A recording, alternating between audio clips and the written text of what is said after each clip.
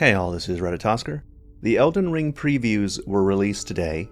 I've spent a lot of time getting information from all of them, and I'd like to recap some of the more interesting stuff in a spoiler-free way. I know that there's still a lot of people that chose not to watch the previews and intend to put their willpower to the test by seeing no more. And so this video will be a safe space for those people. We're going to be talking about pretty much only general things and mechanics. The video will use minor footage from the preview, but only when I'm describing weapons, so it'll be kept to a minimum. Several different previewers mentioned that there would be around 100 new weapons introduced in the DLC. This axe here that's shown in the footage is not actually a throwing weapon like I initially assumed. It's one of the old weapon axe types, and its R2s simply have the effect of being able to be thrown. If you do a jumping R2, or if you just do a normal R2, it will throw the axe. And it seems like there are several weapons like that. There is a great hammer that the previewers reported that you will be able to spin around yourself and throw. Now, probably the most interesting thing that the preview people talked about is a new crystal tier that basically changes how you can play the game. It's called the deflect hard tier, and it adds the deflect from Sekiro. The deflect is like a perfect block. If you block right before the enemy hits you, then you take no damage and you take reduced stamina damage.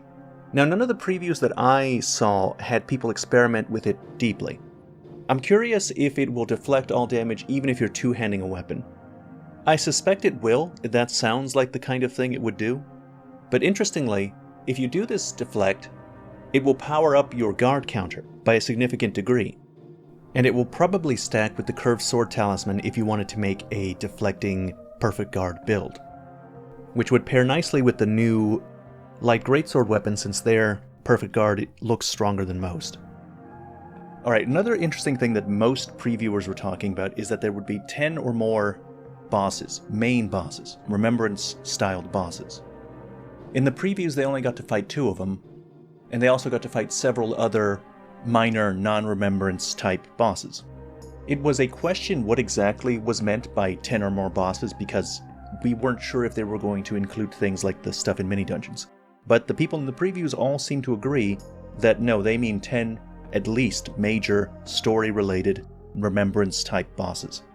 And then in addition to those, lots of other bosses, the kinds that are in mini-dungeons and the like.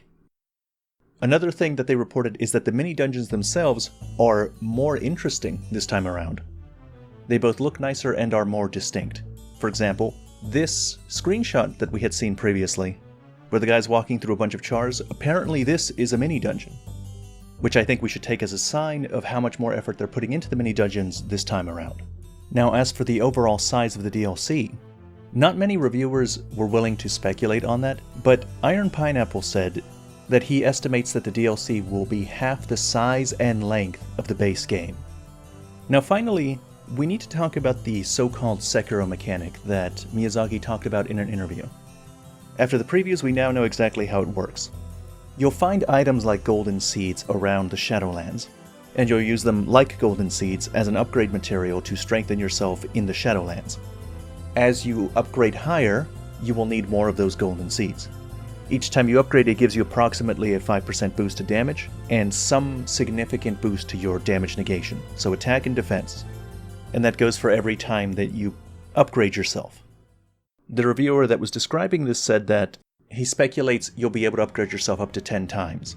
And if he's right, then that potentially means that you can get yourself up to a 50% damage bonus for the Shadowlands. Again, this buff doesn't work in the normal lands between. The mechanic is called the Shadow Realm Blessing, and it only upgrades the damage that you deal. It doesn't do anything to your Spirit Ashes. But there is a different item that you can use to upgrade your Spirit Ash damage in a similar way. Now, the Shadow Realm Blessing is super cool, and I think we should take it as an indication that the DLC is going to be significantly harder than the main game, which has been true for every From Software DLC to date. Which is a good segue into the question of what level should you be for the DLC. This is something that I get asked a lot of people get asked this a lot. The people that got access to the preview got access to 3 characters, and those 3 characters were at level 150.